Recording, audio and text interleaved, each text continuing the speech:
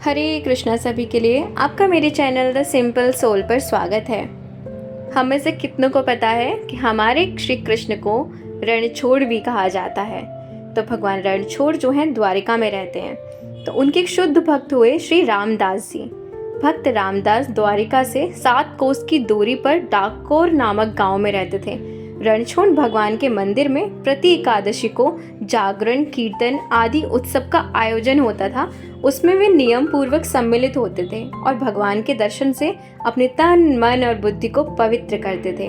भगवान रणछोड़ ने एक बार उनके सामने प्रत्यक्ष प्रकट होकर कहा, तुम वृद्ध हो चले हो, तुम्हें 7 कोस आने जाने में जो कष्ट होता है ना, वे मेरे लिए नितांत असह्य है।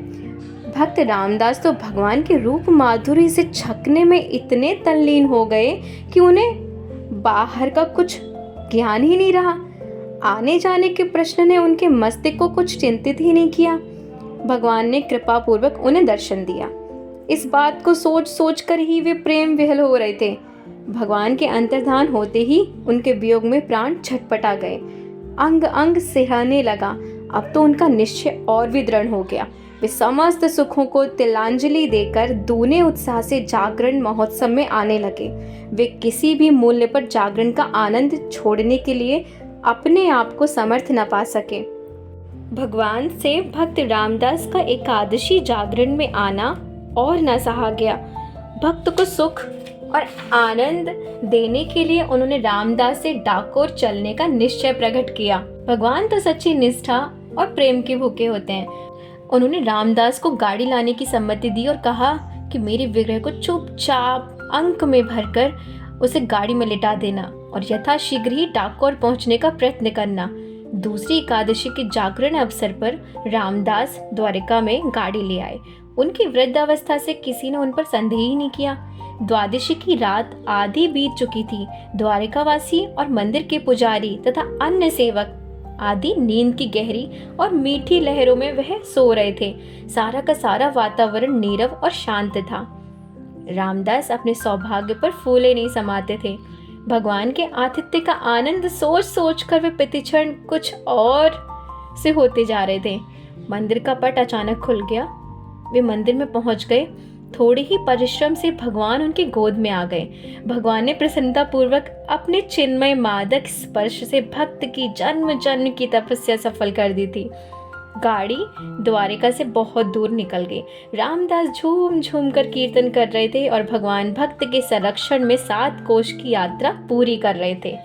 सवेरा होते ही लोगों ने रामदास का पीछा किया।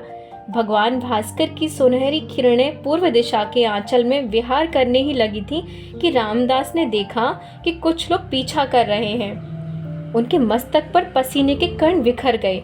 वे किसी अनहोनी और भीषण घटना से रह रहकर आशंकित हो रहे थे। कभी प्रभु का श्री विग्रह प्रेम भरी दृष्टि से देख लेते, तो कभी गाड़ी को तेजी से आगे बढ़ा देते। उन्हें पूरा पूरा विश्वास था कि प्रभु जो कुछ भी करेंगे उसमें मेरा परम कल्याण है। पीछा करने वाले थोड़ी ही दूर रह गए थे, पर भक्त ने भगवान को जगाना उचित नहीं समझा। उन्हें तो विश्वास था कि भगवान गाड़ी पर लेटते ही सो गए हैं। उन्होंने सोचा कि पीछा करने वाले मुझसे भगवान को छीन लेंगे और प्रभु की नींद का सुख लेते द्वारिका मंदिर में प्रवेश करेंगे। इससे अधिक तो कुछ होगा नहीं। पर भगवान की लीला शक्ति तो जाग रही थी।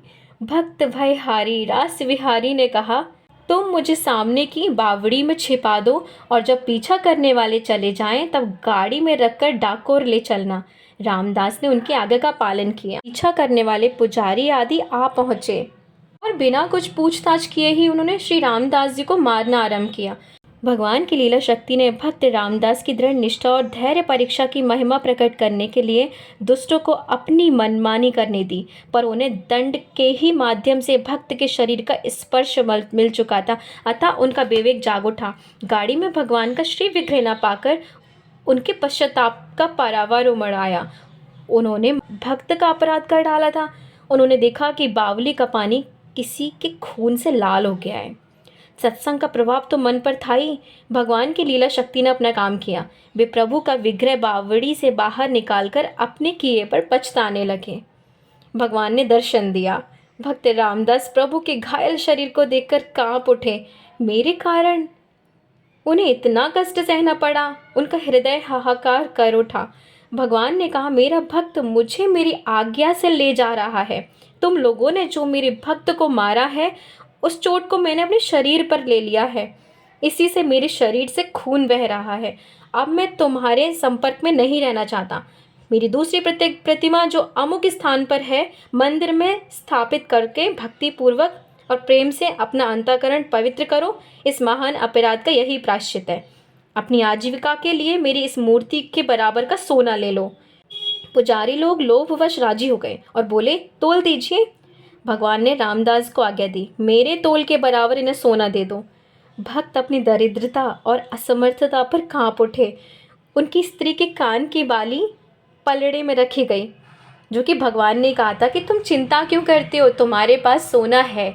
तो जब उन्होंने कहा कि सोना कहाँ है, तब उन्होंने कहा कि तुम्हारी पत्नी के कान में जो बाली है ना, उसी को लेके आया जाए।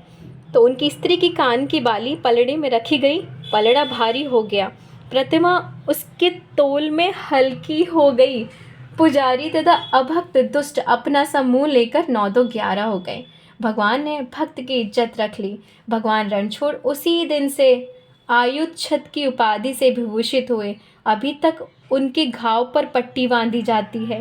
भक्तवर रामदास की भक्ति की महिमा का व्याख्यान तो भगवान रणछोड़ की लीला शक्ति ही कर सकती है।